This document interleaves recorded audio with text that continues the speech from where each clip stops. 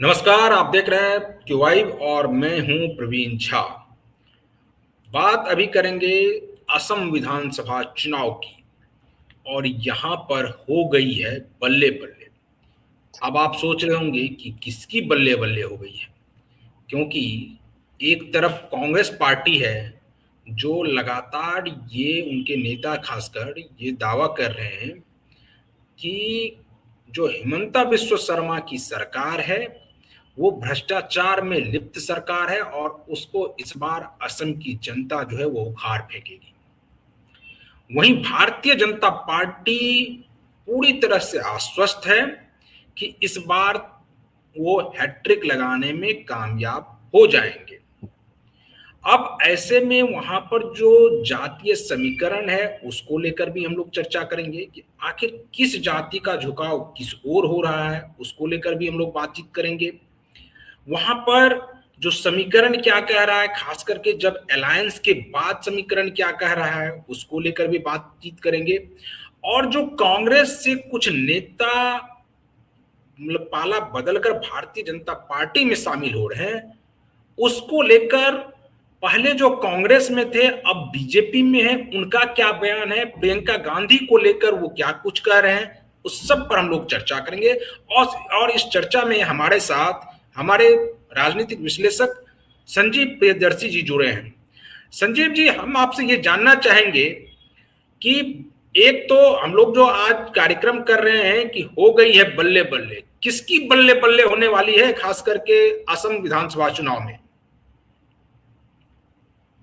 निश्चित रूप से हिमंता बिस्व शर्मा और बीजेपी के नेतृत्व वाली एनडीए बल्ले बल्ले होने की पूरी संभावना है, क्योंकि आप देखिए हिमंता बिस्व शर्मा में कई तरह की बात हो सकती है कि वो अपर असम में कई बेल्ट में लोकप्रिय उतने नहीं है जितने कि दिल्ली से लोग समझते हैं, या जो ट्राइबल बेल्ट में मेल में पॉपुलर नहीं है। लेकिन सवाल ये उठता है कि हिमंता बिस्व शर्मा के साथ सर्बानंद सोनोवाल हैं जो ट्राइबल समाज के बड़े नेता हैं और वो उनके साथ हैं।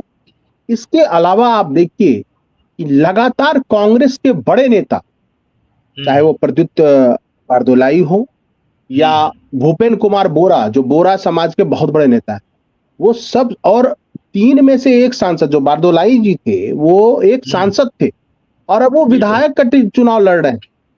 तो ये दिखाता है कि कहीं ना कहीं कांग्रेस के भीतर जो गौरव गोगोई की पकड़ है वो कमजोर है, या आपस में कॉन्फ्लिक्ट, और वो कॉन्फ्लिक्ट जो है वो कहीं ना कहीं कांग्रेस को नुकसान पहुंचा रहा है। दूसरी बात, एआईयूडीएफ भी अलग चुनाव लड़ रही है और हो ना हो कुछ सीटों पर वो भी जाएंगे और वैसे भी जाएंगे, हालांकि उनका इतना प्रभाव नहीं है।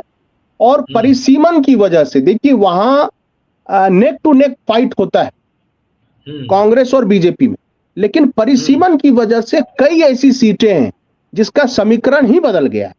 संजीव जी, हम आपसे यह जानना चाहेंगे कि आपने कहा कि परिसीमन के बाद वहां पर समीकरण कुछ बदल गया है और उसके बाद जो है अब वो और भी ज्यादा फेवरेबल हो गया है खास करके भारतीय जनता पार्टी के लिए।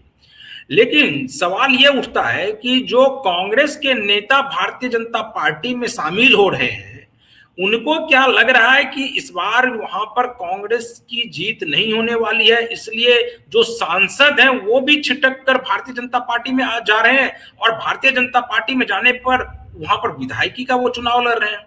जी बिल्कुल, देखिए अगर कांग्रेस के वहां तीन सांसद हैं, एक तो गौरव गोगोई खुद है जोरहाट से, दूसरे बारदोलाई थे प्रद्युत बारदोलाई, और तीसरे एक सांसद है। अब तीन में से एक सांसद ही भाग के चला गया, तो इसका मतलब है, और वो सांसद छोड़िए, सांसद ही छोड़िए, वो विधायक का चुनाव लड़ रहा है प्रद्युत बारदोलाई। इसका मतलब ये है कि कांग्रेस के लोकल यूनिट को पता है कि हमारी हार होने वाली है हमारी पार्टी की, और जो वहां सीएलपी हेड थे यानी डिप्टी सीएलपी रकीबुल हुसैन, तो रकीबुल हुसैन और गौरव गोगोई में नहीं बनती है, गौरव गोगोई और भूपेन बोरा, प्रदीप्त बारदोलाई, इन सब में नहीं बनती थी, इसलिए भूपेन बोरा भी छोड़ के गए। बोरा ओबीसी कम्युनिटी में आता है और बहुत बड़े नेता है वहां के भूपेन बोरा, वो भी उन्होंने बीजेपी ज्वाइन कर लिया कांग्रेस छोड़ के। प्रदीप्त बारदोलाई ज्वाइन कर लिया, सांसद छोड़ के विधायकी का चुनाव लड़ रहे। और बारदोलाई ने क्या कहा, उसने कहा कि इमरान मसूद और आसिफ महमूद के बयान से, और चूंकि कांग्रेस में कोई उनकी सुनने वाला नहीं है, इसके लिए वो छोड़ के जा रहे थे। इनडायरेक्टली उन्होंने प्रियंका गांधी को टारगेट कर और राहुल गांधी को भी टारगेट कर कि उनकी कोई पूछ नहीं है। और इससे क्या मैसेज जा रहा है कि गौरव गोगोई को इतना ज्यादा पावर दे दिया है राहुल गांधी और प्रियंका गांधी ने कि गौरव गोगोई अपने कद के जितने भी युवा नेता हैं सबका पत्ता साफ कर। इसकी तुलना आप इससे कर सकते हैं जब हरियाणा में सारा पावर राहुल ने दे दिया भूपेंद्र हुड्डा और दीपेंद्र हुड्डा को, और हरियाणा में कांग्रेस हार गई क्योंकि आपस में नेताओं की नहीं बन रही है। तो एक तो यह है कि जो वहां स्थानीय, एक तो परिसीमन हो गया बहुत बड़ा मुद्दा, कि परिसीमन की वजह से कई ऐसी सीटें हैं, और जब हम आएंगे अपर असम में, लोअर असम में चर्चा करेंगे, बराक वैली में और मिडिल असम में चर्चा करेंगे, तो हम बताएंगे सीटवार कि किन किन सीटों पर कांग्रेस जीतने वाली थी और उन सीटों पर परिसीमन के बाद गेम बदल गया। और ऐसा कहा जा रहा है कि लोकसभा चुनाव में तो बराबर वोट मिला था कांग्रेस और बीजेपी को, लेकिन इस बार 2% वोट ज्यादा मिलने वाला है बीजेपी। और जो आप जानते हैं डायरेक्ट बेनिफिट ट्रांसफर की जो स्कीम्स हैं वो तो है ही, और लड़कियों के लिए भी उन्होंने एक स्कीम निकाली है, निजुत, मुख्यमंत्री निजुत कल्याण योजना करके। कुछ लड़कियों को, किसी को 1000 जा रहा है, किसी को 2500 जा रहा है, किसी को 1500 जा रहा है, ऐसा। उसके बाद अरुणोदय एक स्कीम निकाली गई है, जो जितने भी चाय बागान में श्रमिक है, और वो 17% है असम की आबादी के, उनको खाता खोलते समय 6000 उनके खातों में जा रहा है। महिलाओं को 6000 डाला गया है इलेक्शन से जस्ट पहले। तो ये जो डायरेक्ट बेनिफिट ट्रांसफर की स्कीम है वो तो है ही, इसके अलावा केंद्र सरकार की योजनाएं हैं। और स्वाभाविक है कि जब आप 2 बार बीजेपी वहां सत्ता में रह चुकी है तो आप देखिए कि मसल्स पावर भी है और ऑर्गेनाइजेशनल पावर भी बहुत ज्यादा है बीजेपी का। और चूंकि कांग्रेस ले देकर एक ही पार्टी पर, एक ही चेहरे पर निर्भर है, गौरव गोगोई पर, और गौरव गोगोई पर जो पाकिस्तान को लेकर जो आरोप लगे कि पाकिस्तान गए और उनकी पत्नी गई पाकिस्तान, वहां पाकिस्तान के राजदूत ने ये सुविधा उनको उपलब्ध कराई, वो 7-8 दिन रहे। हालांकि खुद गौरव गोगोई ने स्वीकार किया कि वो पाकिस्तान गए, लेकिन मान लीजिए ये परसेप्शन तो बना रही है बीजेपी। अब सच्चाई कितनी है, जब बीजेपी सरकार में है कोई एफआईआर तो कर नहीं रही है, केंद्र में भी राज्य में भी, लेकिन परसेप्शन बना रही है, और उस परसेप्शन से भी कांग्रेस को नुकसान है। और आप देखिए कि एक मौका था जब जुबिन गर्ग जी का देहांत हुआ था, असम की माटी के, और ये कहें कि भारत की माटी के बड़े सपूत थे जुबिन गर्ग, और जुबिन गर्ग की जिस तरह से विदेश में संदिग्ध परिस्थितियों में मृत्यु हुई, तो उसका जो उस समय कांग्रेस को जो करना चाहिए था वो नहीं कर पाए। उनके परिवार के साथ खड़े रहना या जस्टिस की डिमांड करना, कोई मूवमेंट कर देना, गुवाहाटी में कोई आंदोलन कर देना, वो सब कुछ नहीं कर पाए, बैठी रह गई। तो एक जो मूवमेंट था वो चूक गया। इसके अलावा आप देखिए दरअसल क्या है कि जो बांग्लादेशी घुसपैठिए आकर बसे हैं, जहां भी बसे हैं, वो ट्राइबल्स इलाकों में बसे, और ट्राइबल्स और उनमें डायरेक्ट लड़ाई होती है। अभी गारो हिल्स में लड़ाई हो रही है, ठीक है वो मेघालय का हिस्सा है, लेकिन अभी गारो हिल्स में गारो ट्राइब और बांग्लादेशी घुसपैठियों के बीच लड़ाई चल। तो ट्राइबल्स जो है अपने लिए खतरा मानते हैं बांग्लादेशी घुसपैठी। और जो एक असमी कल्चर, असमी प्राइड, आप देखिए लचित बुरफकन, इनका नाम बहुत कम जानते थे, लेकिन आप देखिए उनको जिस तरह से उनका महिमा मंडन हुआ है, और वो है भी उसी महान योद्धा है, अहोम समाज के सबसे बड़े योद्धा और नॉर्थ ईस्ट के सबसे बड़े योद्धा। मुगलों को उन्होंने युद्ध में हरा दिया था लचित बुरफकन। तो उनका भी एक तरह से सिंबॉलिक सम्मान उनको देना, या फिर भूपेन हजारिका वाला ब्रिज बनाना, और बहुत सारी योजनाएं। तो और जिस तरह से आउटरीच है हिमंता का, खास करके महिलाओं में, युवा उम्र के लड़कों में, मामा कहलाते हैं वहां, तो इस तरह की छवि गौरव गोगोई की नहीं। मैं ये जरूर कह रहा हूं कि 2 सबसे बड़े लोकप्रिय नेता हैं बीजेपी में, सर्बानंद सोनोवाल और हिमंता, और दोनों मिलकर एक पहाड़ की तरह, एक चट्टान की तरह कांग्रेस के सामने खड़े। और ये कांग्रेस के सामने मुश्किल है कि बीजेपी एकजुट है। और संजीव जी, शायद शायद यही वो तस्वीर है जिसको हेमंत विश्व शर्मा ने ट्वीट किया था। और आपको लगता जी है कि बिल्कुल, इसी के बाद गौरव गोगोई को घेरने की पूरी योजना भारतीय जनता पार्टी बना रही है? हाँ बिल्कुल, ये तस्वीर घेरने की नहीं, ये वहां मुद्दा बन चुका है। ये मुद्दा बन चुका है।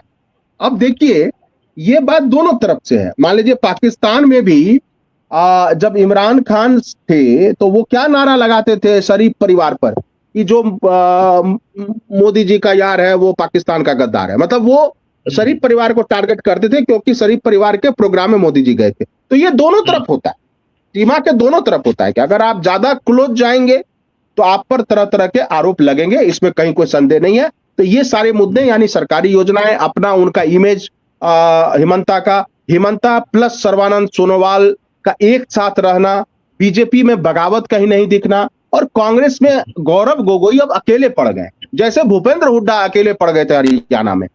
तो ये बात है कि चाहे वो भूपेन बोरा हो, प्रद्युत बारदोलाई हो, और बहुत सारे नेता जो है वो छोड़कर गए। और 11 जो 88 टिकट अभी तक बांटे गए हैं एनडीए की तरफ से, उसमें 11 कांग्रेसी के, 11 कांग्रेस के। तो आप देखिए कि कांग्रेस के भी जो प्रभावशाली नेता हैं, जो जिताऊ उम्मीदवार हैं, उसको भी वो हिमंता और बीजेपी अपना रहे। तो ये बात है, देखिए कि निश्चित रूप से अब इसमें जो प्रियंका गांधी वाला मुद्दा है, तो हाँ, वही मैं प्रियंका गांधी वाले मुद्दे पर आना चाहता हूं कि थोड़ा सा कि ये आखिर संजय निरुपम ने प्रियंका गांधी को क्यों घेर लिया? क्या प्रियंका गांधी को कांग्रेस जो है वो हर जगह ऐसे ऐसे राज्यों में भेजती है जहां पर कांग्रेस की स्थिति दयनीय होती है, और वहां पर प्रियंका गांधी को भेज करके, और फिर अगर वहां हार हो जाए तो फिर वो प्रियंका गांधी के ऊपर मर देना कि कांग्रेस की हार जो है उसमें प्रियंका गांधी गई थी, वहां पर वो जीत नहीं पाई कांग्रेस। तो संजय निरुपम जो हमला कर रहे हैं खास करके प्रियंका गांधी पर, ये क्या आपको लग रहा है सही है, या यहाँ पर कांग्रेस जो है वो जानबूझकर प्रियंका गांधी को भेजती है ऐसे राज्यों में? नहीं, देखिए है क्या कि ज्यादातर जो पावर है मूलतः वो तो निश्चित रूप से राहुल जी के ही पास है, और राहुल जी राष्ट्रीय राजनीति में भी बिजी रहते हैं, विदेश दौरे पर भी रहते हैं। तो ये बात ठीक है, विपक्ष तो बोलेगा ही जो कांग्रेस के विरोधी हैं, लेकिन ये बात भी हकीकत है कि जब यूपी में बहुत कमजोर थी कांग्रेस, तो प्रियंका गांधी को आगे किया गया, और अभी असम में प्रियंका गांधी को दिया गया। हालांकि प्रियंका गांधी हिमाचल में सक्सेसफुल रही, लेकिन इसके बाद कोई सफलता का स्वाद उन्होंने नहीं चखा। तो ये भी हो सकता है कि कांग्रेस के जो थिंक टैंक है, खासकर केसी वेणुगोपाल, उनको लगता होगा कि प्रियंका की लोकप्रियता जमीन पर कितनी है इसको भी आंका जाए, उनमें संगठन कौशल कितना है वो भी देखा जाए। तो ये सब कुछ होता है स्वाभाविक। अब देखिए, हार मिलेगी, आप कुछ बचते बचते से नजर आ रहे हैं, आप पूरा खुलकर नहीं कह रहे हैं कि संगठन कौशल ये नापा जा रहा है, या फिर ये नापा जा रहा है कि अगर जीत हो गई है तो ठीक है, संगठन कौशल नापा जा रहा है, और हार हो गई तो कम से कम राहुल गांधी सेफ रहेंगे, और केसी वेणुगोपाल यही चाह रहे होंगे कि राहुल गांधी के ऊपर कोई ठिकरा ना फूटे। देखिए, वो सेफ्टी वॉल वाली थ्योरी तो तब चलती जब राहुल 1-2 चुनाव हारे होते और 3-4 जीते होते। राहुल ने तो 95-96 चुनाव वो हार गए, तो वो सेफ्टी बल्ब कितना भी लगाएंगे बल्ब वो टिकने वाला नहीं है। तो इससे देखिए, राहुल गांधी जो है जय पराजय, चिंतन मनन, आलोचना, तर्क वितर्क कुतर्क से ऊपर चले गए। अब उनकी जो कहते हैं ना खाल मोटी होना, जो राजनेताओं की खाल मोटी होती है वैसी हो गई। अब राहुल गांधी को हार जीत से फर्क नहीं पड़ता। तो हाँ, ये हो सकता है। देखिए, निश्चित रूप से दोनों भाई बहन हैं तो अपनी अपनी जिम्मेदारियां कुछ बांटते होंगे, लेकिन हाँ, विफलता होगी तो ये हर दूसरे नेता पर जाएगा, और ये सफलता होगी तो राहुल पे सिर बढ़ेगा। और ये हर पार्टी में होता है। जहां बीजेपी जीत जाती है वो सेहरा मोदी जी के सर पे बन जाता है। जहां हार जाती है लोकल लीडर इस्तीफा देते हैं, प्रदेश अध्यक्ष इस्तीफा देते हैं, मुख्यमंत्री कैंडिडेट। अभी जब बंगाल में अगर हार जाएगी बीजेपी तो वहां का के प्रदेश अध्यक्ष का इस्तीफा हो जाएगा। जैसे पहले दिलीप घोषदा का इस्तीफा हो गया। दिलीप घोषदा बुढ़ापे में शादी करके अपना वानप्रस्थ आश्रम में चले गए। तो ऐसा ही होता है, जब जीतता है तो सरदार जीतता है, और हारते हैं तो सिपहसालार, वो छोटे मोटे वो हारते हैं, सेनापति छोटे मोटे। संजीव जी, अब वापस आते हैं, हम थोड़ा जातीय समीकरण को लेकर कुछ चर्चा करना चाहते हैं कि यहाँ पर जातीय समीकरण क्या कह रहा है और किसके पक्ष में, किस पार्टी के पक्ष में कौन सी जाति जो है उसका, हालांकि कोई भी जाति ऐसा नहीं है कि किसी एक पार्टी के पक्ष में चली जाती है उसका पूरा का पूरा, लेकिन मैक्सिमम वोट किसी एक जाति का किस पार्टी की तरफ जाता हुआ आपको दिख रहा है?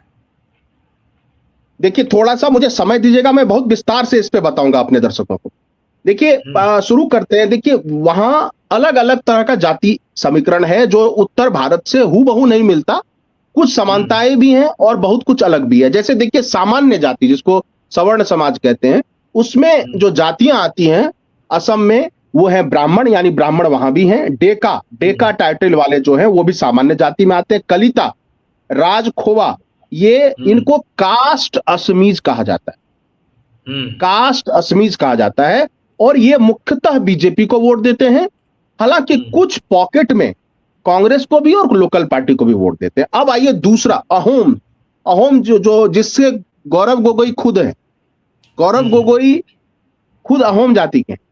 तो अहोम ओबीसी के तहत आते हैं। ये प्रभावशाली हिंदू समाज से जुड़े हुए हैं, प्रभावशाली राजनीति में भी, और हर क्षेत्र में अहोम जो है काफी प्रभावशाली हैं असम में। और असम मतलब ही अहोम था एक जमाने में। दरअसल असम बोलते अहोम से अखोम हुआ, अखोम से असम हुआ। तो अहोम सबसे पावरफुल है। अब ये पहले जो है कांग्रेस को सपोर्ट करते थे, क्योंकि गौरव गोगोई और इनके पिताजी वो जो सीएम रहे थे वो अहोम को ही रिप्रेजेंट करते थे। तो Ahom plus Muslim plus OBC और कुछ ट्राइबल्स का वोट लेके वो सरकार बना लेते थे। लेकिन धीरे धीरे क्या हुआ, अहोम बीजेपी की तरफ शिफ्ट होते चले गए। अभी भी जो अहोम है वो लगभग कहा जाता है 50-50% है, गौरव गोगोई की तरफ भी और बीजेपी के भी तरफ भी। अब आइए बोरा भी जो एक जाति है, जो भूपेन बोरा अभी तुरंत जो शामिल हुए कांग्रेस से, वो ओबीसी समाज में आते हैं और यह मुख्यतः बीजेपी को सपोर्ट करते हैं। और 18 मार्च को कांग्रेस के भूपेन बोरा ने बीजेपी का दामन थाम लिया, जिसके लंबे समय से कोशिश चल रही। तो ये इसमें बीजेपी कामयाब रही और बोरा समाज के बहुत बड़े नेता जो हैं वो भूपेन बोरा है। तो आप समझ लीजिए कि बोरा समाज को भी साधने में कामयाब रही। प्रदोत्य बारदोलाई तो एक है। अब आइए कोच राजवंशी।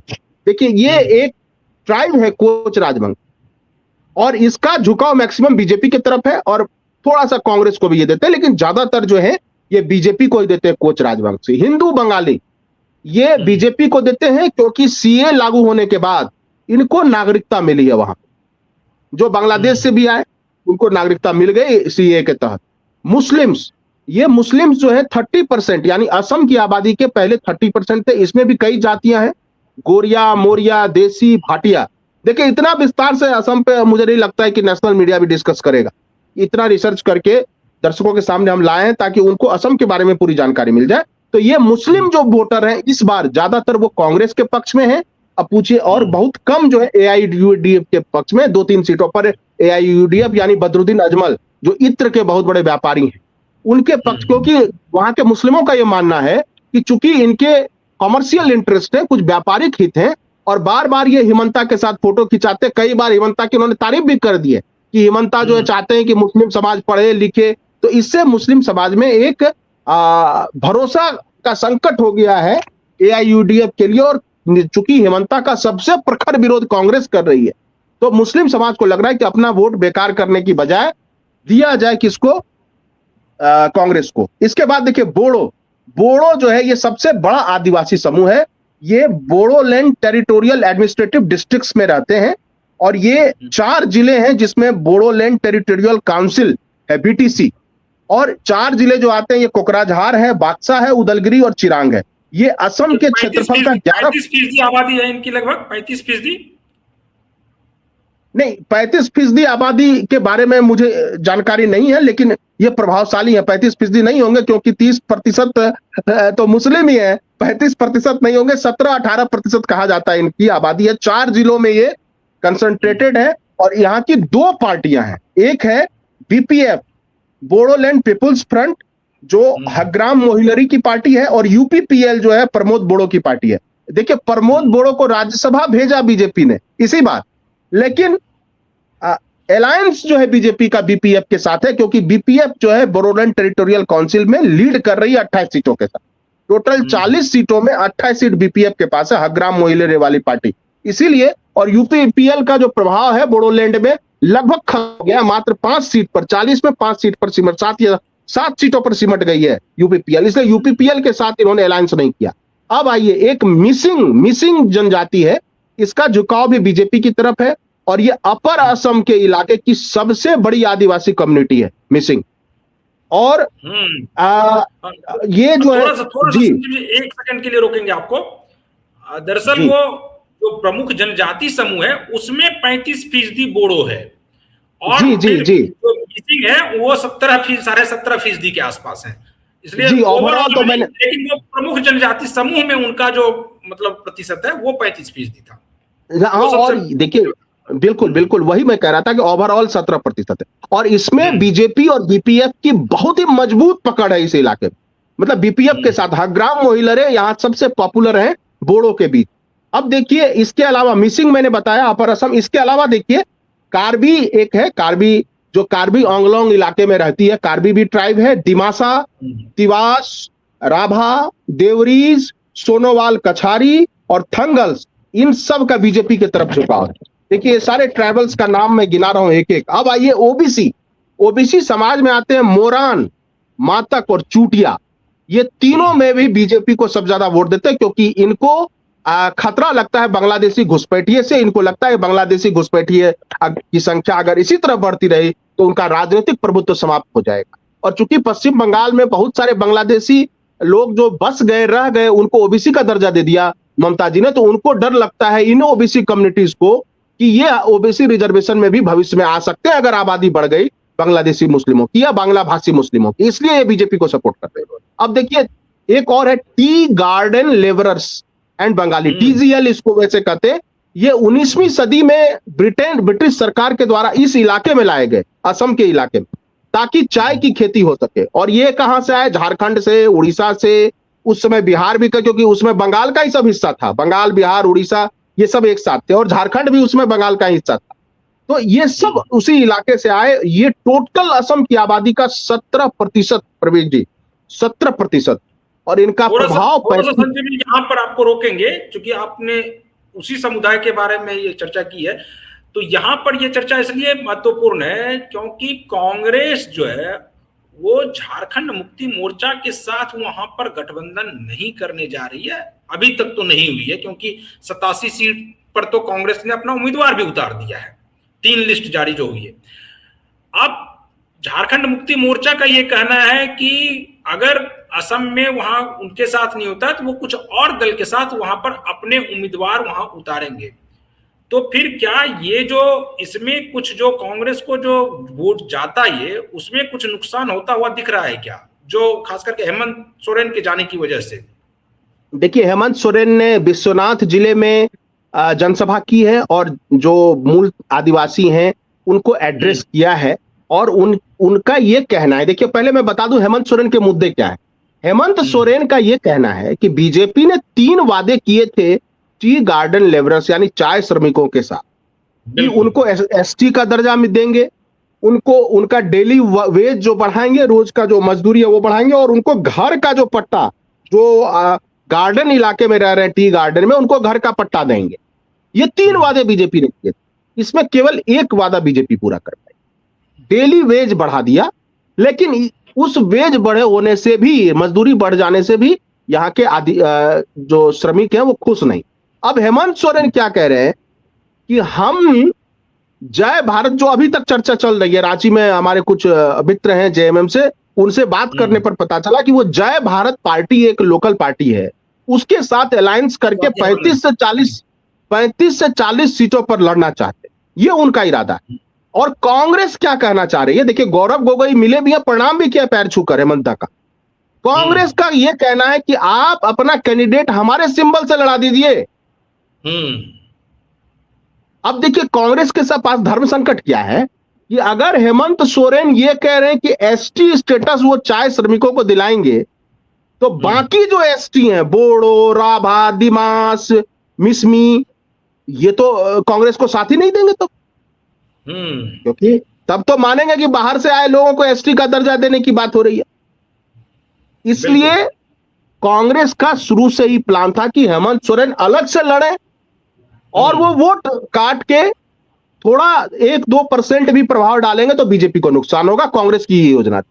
अब हेमंता की क्या योजना है, क्योंकि हेमंता बार बार अमित शाह से भी मिलते हैं दिल्ली में आके, है ना, तो और वो हम लोग कवर करते रहे पहले, तो वो क्या करेंगे वो देखने वाली बात होगी। 1-2 दिनों में यह स्पष्ट हो जाएगा। तो ये 17% श्रमिक जो हैं, ये टी लेबर गार्डनर्स के, इनके बारे में बता दूं कि इनको ठीक है डेली वेजेस, 3 जो मुद्दे हैं वो हमने बता दिए कि 3 वादा किया था बीजेपी ने। इनको एसटी स्टेटस का दर्जा देंगे, इनका डेली वेज बढ़ाएंगे, इनको जमीन का पट्टा देंगे, आवास का पट्टा देंगे। लेकिन इसमें केवल एक वादा पूरा हुआ। जब बीजेपी ने देखा कि वो ये सब वादा पूरा नहीं कर पाई है और श्रमिकों में नाराजगी है 17% वोटरों में, तो उन्होंने क्या किया कि सबका खाता खुलवाया और खाता खुलवा के 6,000 रुपए दिलवाया, सस्ती दर पर चावल दिया उनको। इसके अलावा जो टी लेबर गार्डनर यानी चाय श्रमिकों के जो मेधावी बच्चे थे उनको स्कॉलरशिप दिया, और जितने भी गार्डन एरिया है उनमें सड़क बनाया। और 2 योजनाएं, जो अरुणोदय योजना चल रही है और जो निजुट मोइना वही बच्चों को स्कॉलरशिप देना, अरुणोदय जो सबके खाते में पैसा दे रहे हैं, और जो 6,000 रुपए महिलाओं के खाते में भेजा है इलेक्शन से पहले, जो कि हर राज्य में भेजा जा रहा है रोजगार योजना के नाम पर, उससे बीजेपी को उम्मीद है कि वो टी लेबर गार्डनर्स के हितों को संभाल लेगी, वोट ले लेगी। तो अब जी, तो ये जातीय समीकरण असम का था, काफी उलझा था। मुझे खुद 2-4 दिन लगे इसको रिसर्च करने में, और जहां तक मैं समझ पाता हूं कि लगभग जितने भी प्रमुख समुदाय हैं और उनके राजनीतिक रुझान, वो भी स्पष्ट हमने बताने की कोशिश की। जी चलिए संजीव जी, तो आज हम लोग हर मुद्दे पर लगभग विस्तार से चर्चा करेंगे। खास करके जो जातीय समीकरण है, उनका किस जाति का झुकाव किस ओर है, आपने विस्तार से बताया। आगे जब हम और आएंगे तो फिर हम और भी जो अपर असम है उसके बारे में, या लोअर असम है उसके बारे में, बाकी और भी क्षेत्रों के बारे में हम लोग विस्तार से चर्चा करते रहेंगे। तो जो दर्शक हमारे साथ बने हुए हैं वो इस वीडियो को आप फटाफट शेयर कर दीजिए। अगर आप YouTube चैनल के जरिए इस वीडियो को देख रहे हैं तो चैनल को सब्सक्राइब कर लीजिए और वीडियो को अपने वॉल पर शेयर कर दीजिए। अगर फेसबुक पेज के जरिए देख रहे हैं तो पेज को फॉलो कर लीजिए और वीडियो को वहां से भी अपने वॉल पर शेयर कर सकते हैं। कमेंट करते रहिए आपको कैसा लग रहा है ये डिस्कशन, और आप बने रहिए क्यूवाइब के साथ। मुझे दीजिए अनुमति। नमस्कार।